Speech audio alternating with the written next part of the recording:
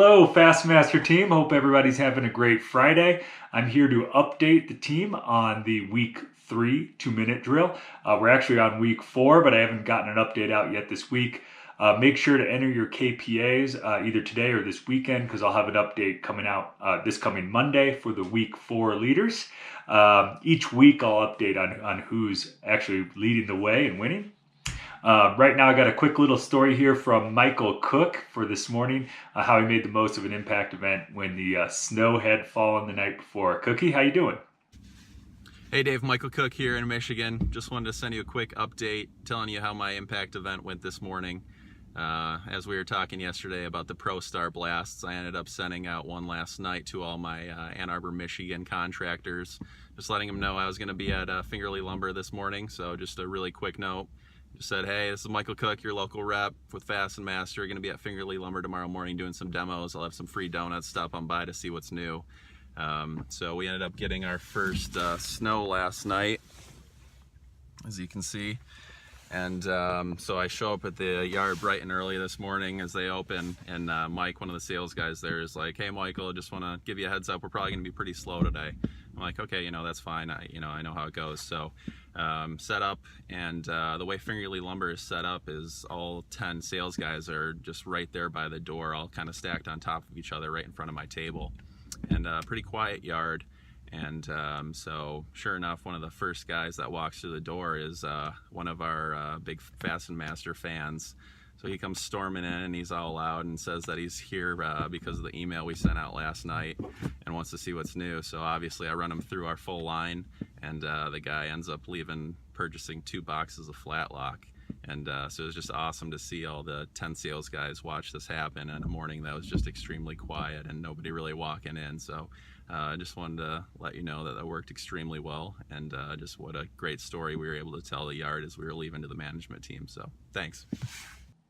Awesome story, Cookie. I love that, and that really sets you apart. I think that this tool really works if you utilize it. I also got a quick call here with a field sales rep that will do a little spotlight. But before I do, I'll get into the scorecard. Here I got an Excel sheet that I've also attached this now.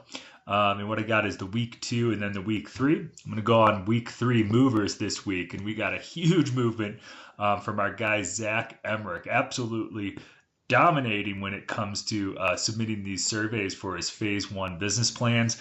We had a talk earlier today, and he's just out there crushing it and just getting to know his businesses a lot better. And I know that when it comes time for his phase 2 and when he actually sits down with these yards to go over a comprehensive plan, he's going to be really well prepared for that. So nice work, Zach. Also have big movers from Drew, Mikael, Jared, Candace, Wyatt, Michael Zampiri, and Josh Hall. When I switch over from the week difference for week 3, you'll see me do this on the screen here to total points. It looks the same, but the leader so far through 3 weeks is our man, Zach Emmerich, followed by the West Coast team. You've got Drew Johnson, Connor Manny, Jared Stamper, and Wyatt Finn in order, just absolutely dominant from the boys over on the West. And then you got Derek, Candace, Michael Zampiri, Michael Cook, Josh Hall, Jake Adams, and Paul Zirkelbach out there making it happen. So, guys, good work so far. If you haven't gotten some points, really start to focus on the KPAs at your business plans and try to rack up some points for the next couple weeks. Also, this coming Monday, we'll announce what the prize is. It'll be good. I hope it'll be something that you really want for Christmas, but we're going to do our best to make sure that it's something that you want to shoot for. But again, this is also for pride and also for how you accomplish what we set out to commit for. So without further ado, on the 2-minute drill, I will switch over to a spotlight here with our man Tad Collins. Hey! Hey! What's up, buddy? Kevin! What's up, Draper? Hey, welcome to the FSR Spotlight. We're gonna get a full-fledged crew here. Oh boy. Party. No, but I'm gonna walk away for a minute and I'm gonna do a quick interview here with our new guy Tad. So I'll see you guys in a second, boys. Tad, how you doing? Doing well. How about you? I'm doing very well, man. Just stepping out of a Boulder Lumber event we got going on here, as you can see. Oh yeah. Welcome to the Fastmaster team. I know that we've talked before, but I know for a lot of the guys is you've been around for a little bit, but you haven't been to a meeting yet, so they maybe haven't seen you before. How long you been with Fastmaster? I started in June up in Agawam training, so I probably started out in the field at the end of June this year. Very good. Well, if you don't mind, tell us a little bit about who you are and where you're from and little hobbies that you like. All right. Well, I'm mostly from the Carolinas. I've skipped around here and there. I've lived on the West Coast. I lived in the Northeast. I've lived in Texas and Kentucky and Oklahoma. I've kind of lived all over, everywhere. Before this, I was a locomotive engineer for the railroad and BNSF. I even lived out there in Colorado for a while, doing that. Wyoming. Did I hear you right? You were a train engineer. You're like you drove the trains.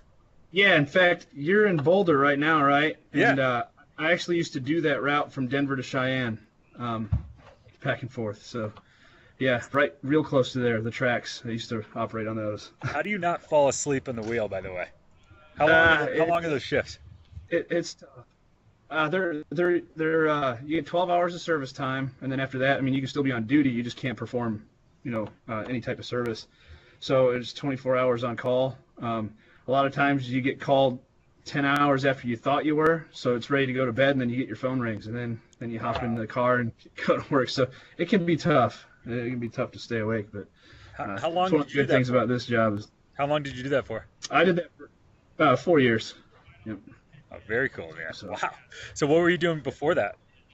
Before that, I was in college. I went to I was using my GI Bill from the Army. After I got out of the Army, I went to college, and then to the railroad, and now here. So Very good. So you where are you from initially? I think you just said that. initially, I was born in Michigan. I lived in upstate New York for about 8 years, and then I came down to the Carolinas, and then bounced back between California and here. And so it's a bit of a tough story to tell, I guess you could say. But mostly, I'd say I spent most of my time in the Carolinas, so I'll claim that. Awesome, man. So, Tad, so you graduated high school and then you joined the Army right away, or was there some time between there? It was very it was a real short time in between high school and the Army. So yeah, basically. Wow. Okay. So you've seen a lot. You had quite a trip from your high school to Fastmaster. Yeah, it's been a long road. It's been an interesting one. But So at this point, you've been around since June, right? yes, sir. Huh? So that puts you at about 4 months, just about. So Yep. what's been like in that 4 month period of time from say day one when you're just learning the job to now? What's the difference? The different Tad Collins. What have you learned? Like what's been like? You don't have to go through each thing, but like one big or two big rocks, and maybe it can be scheduling or prioritization or how you go through your sales pitch. What's been like you've looked back and you say that's the biggest change for me?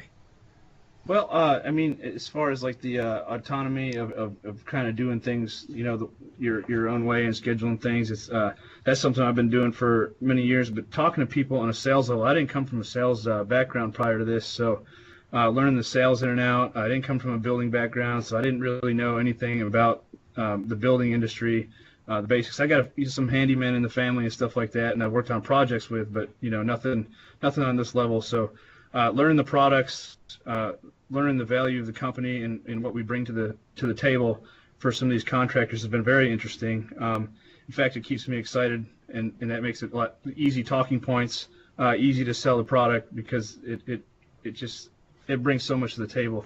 I think learning the accounts and just learning the ins and outs of lumberyards, dealer, distributors and wholesalers, and how the relationship plays into this game has been the one learning experience for me that's above all. Just learning how that flow of infrastructure works and how you deal with this one and this one without clashing and so to speak. Like our major wholesalers are prime sources and DHPs. Right. Yeah, it's a spider web of relationships, isn't it? Yes, it is. Everybody seems to know everybody somehow. I might have missed what you said. I had a diesel truck just went past me pretty loud. Oh yeah, I was just saying how it's everybody knows somebody somehow and everybody's interconnected, and it's important to to keep a strong hold on relationships and keep a presence that's strong, because our competitors are always right there to keep a strong presence. And if we're not the strongest one, it could be difference between business or no business. And, Well, that's a good parlay for us to go into business plan. So you would have, obviously starting in June, you wouldn't have done any initial business plans. Did you inherit some? What's your number? Yeah. So I inherited 22 of them. Okay. Of course, getting the ball rolling when I first got here, business plan wasn't something that was on the radar. Feeling out my top 50 and stuff.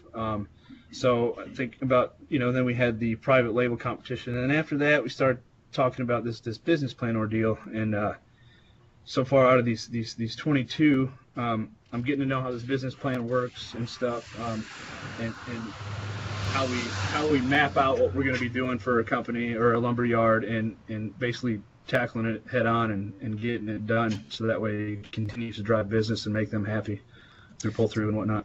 So have you had any phase one business plan meetings where you've sort of had a discussion with the manager about where your current standings are and what your plan is to finish it off strong?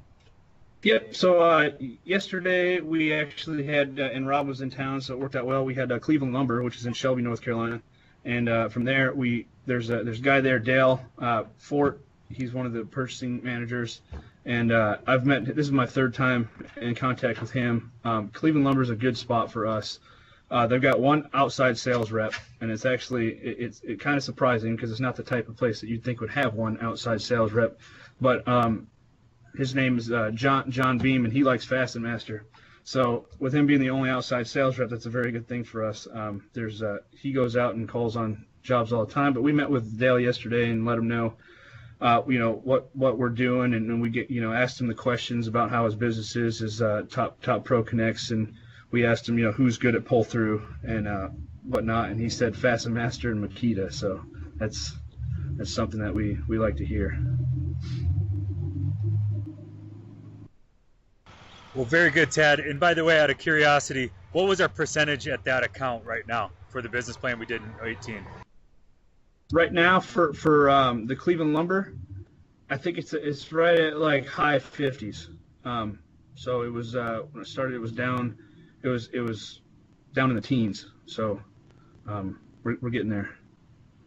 My overall business plan was at 21%. So for Cleveland, though, what was the reaction? Did you actually mention to him what percentage you're currently at, or did you sort of? I did not. You didn't. Okay. I did not mention that to him. Okay, it's all good.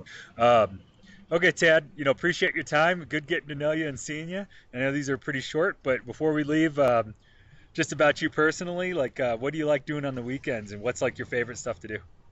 I'm into powerlifting.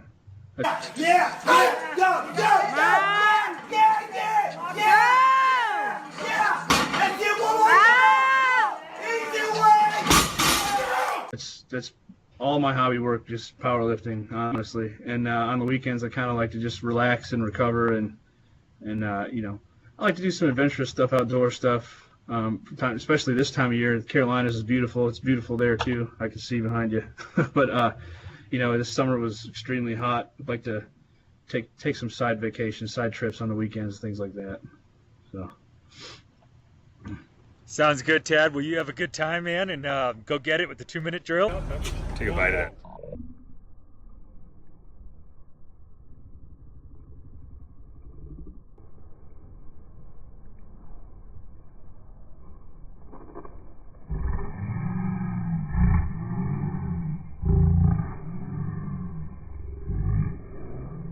Awesome. I'm glad we got to know Tad a little bit better.